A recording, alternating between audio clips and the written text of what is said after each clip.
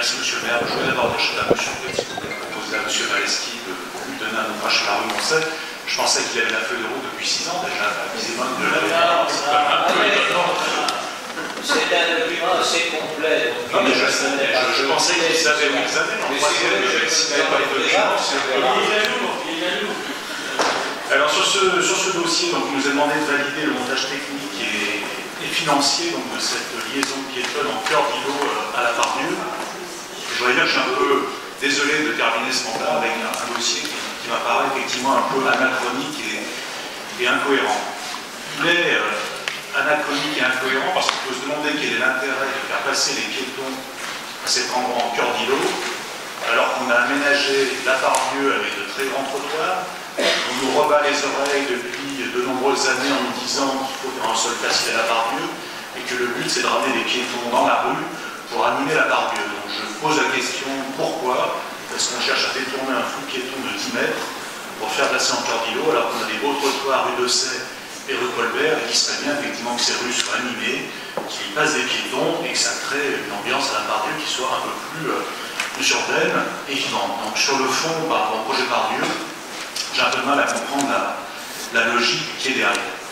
Ensuite, c'est un projet qui est quand même anachronique et incohérent parce qu'on connaît tous les difficultés de gérer ce type de lieu qui mixe propriété privée et propriété publique.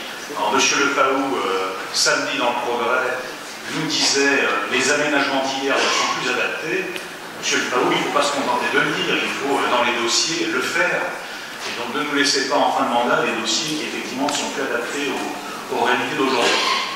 On sait que ces dossiers ne sont pas de bons dossiers. On connaît tous dans nos arrondissements des passages qui ont été fermés après des luttes incessantes entre les riverains, les usagers, parce que dans la durée, ces espaces ne sont pas gérés. On connaît la Part-Dieu, tous ces espaces qui sont tombés en désuétude parce qu'il y avait un problème de domanialité et parce qu'on ne savait pas qui devait gérer ces espaces dans le temps et qui sont devenus des impasses où plus personne ne passe et des choses se dégradent. Il est effectivement difficile de sécuriser ce type de lieu. Effectivement, on a eu un débat en commission sécurité et où M. Sechras effectivement a fait part de son étonnement sur ce projet. Apparemment, il n'y a pas eu de commission de prévention situationnelle pour étudier les choses.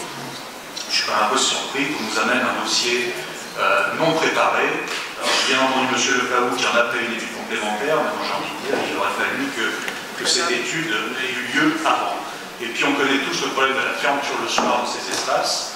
Il y a combien de parcs dans nos arrondissements où on n'arrive pas à faire fermer les parcs parce que leur usage soit maîtrisé. Et donc là, vous allez créer un espace dont on peut penser que rapidement, on ne sait plus qui aura la responsabilité de le fermer et qui le fera effectivement.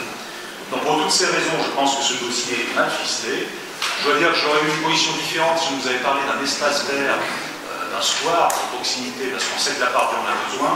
Mais là, aller créer un passage public entre des immeubles, encore une fois, sans qu'il y en ait vraiment la nécessité, et avec ce niveau d'impréparation, je pense qu'on ne peut pas l'approuver en l'état, et je pense qu'il a besoin d'être étudié pour qu'il soit représenté devant le prochain conseil municipal. Je vous remercie.